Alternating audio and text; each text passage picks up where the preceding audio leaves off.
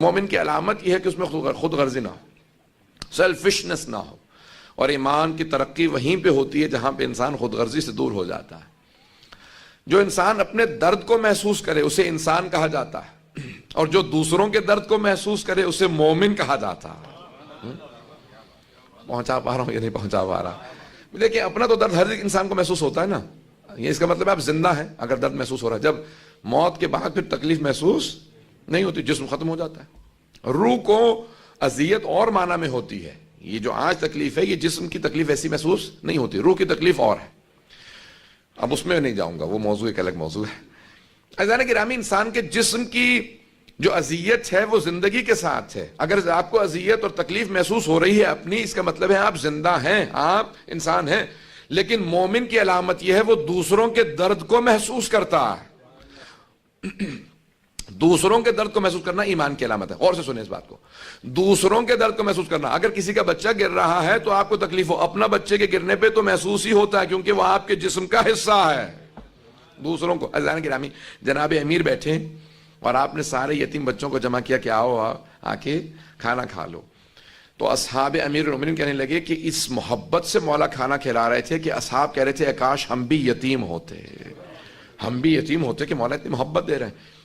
کہا یہاں تک کہ ایک بچے نے کہیں مولا کے زانوں پہ پاؤں رکھ دیا، چھوٹا بچہ تھا، یتیم بچہ 2-3 برس کا، اس بچے نے کہیں مولا کے زانوں پہ پاؤں رکھا تو ایک صحابی نے، مولا کے اصحاب میں سے ایک نے کہا کہ بیٹا زانوں پہ سے اتر جاؤ، یہ امیر المؤمنین ہے، امام المشارق والمغارب ہے، مولا کائنات ہے، ان کے زانوں پہ پاؤں نہیں رکھتے، نیچے اتر جاؤ۔ بڑے ادب سے کہا، لیکن مولا نے کہا خبردار بچے کو ٹوکنا مت، اس بچے کو اگر باپ کی محبت ملی ہوتی تو مجھ سے محبت تلاش نہ کر رہا ہوتا۔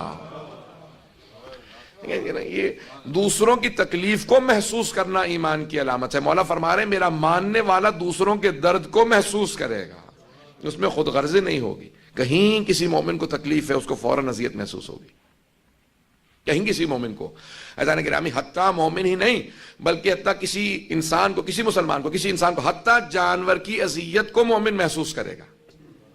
یہ پہنچا پایا اس بات کو۔ حبیب خدا ہے، ایک صحابی نے دیکھا کہ ان کی اونٹنی بہت زیادہ مچل رہی ہے تو اس نے چابک اٹھایا اور وہ تازیانہ مارنے لگا۔ پیغمبر صلی اللہ علیہ وسلم نے کہا خبردار میری اونٹنی کو تازیانہ مت مارنا۔ کہا یا رسول خدا یہ بہت زیادہ آپ کو اذیت کرے گا؟ نہیں، یہ افتخار کر رہی ہے کہ محمد مصطفیٰ سوار ہے۔ کہا یہ اس لیے بہت زیادہ خوش ہے؟ کہا خبردار میرے کبھی بھی کسی جانور کو مت مارنا، میں اپنے جانوروں کو بھی چابک سے مارنے کو صحیح نہیں سمجھتا۔ یہ رسول خدا کی تعلیم۔ امام سجاد علیہ السلام نے ایک مرتبہ ان کی اونٹنی بہت زیادہ اچھل رہی تھی، آپ نے اپنے تازیانے کو اٹھایا، کہا کہ لولا القصاص لضربتک، کہا اگر اس کا قصاص نہ ہوتا تو میں مارتا۔ اپنے غلاموں کو درس دیا، اپنے ماننے والوں کو درس دیا کہ اگر اونٹنیوں کو بھی مارنے کا، جانوروں کو بھی مارنے کا قصاص ہے اس لیے مت مارو۔ پتہ نہیں جملہ پہنچا پا رہا ہوں یا نہیں۔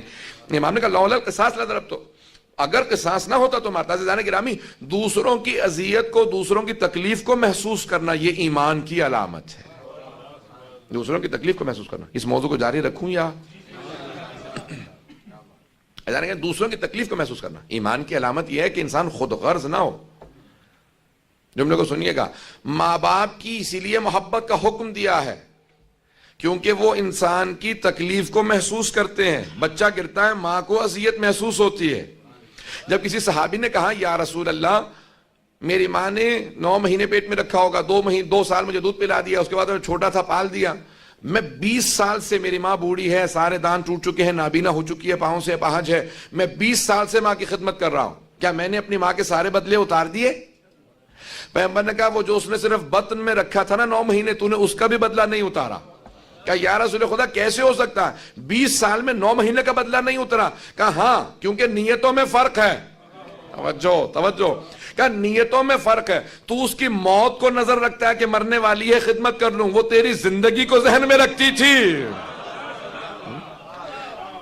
تو موت کو سوچ کے خدمت کر رہا ہوتا ہے، وہ حیات کو سوچ کے خدمت کرتی تھی۔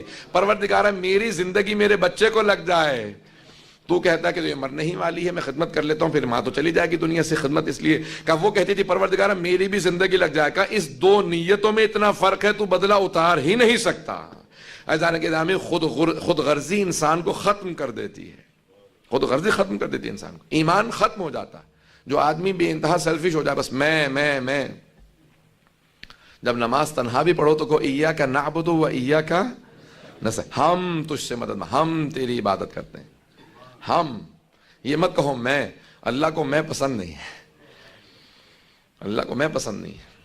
اور ہم جس معاشرے میں رہ رہے ہیں وہاں پہ انانیت انسان میں بہت زیادہ آ جاتی ہے، سیلفشنس، بس آئی می، میں عزیزان گرامی، نہیں، یہاں تک کہ اسلام میں اس حد تک ڈسکریج کیا گیا ہے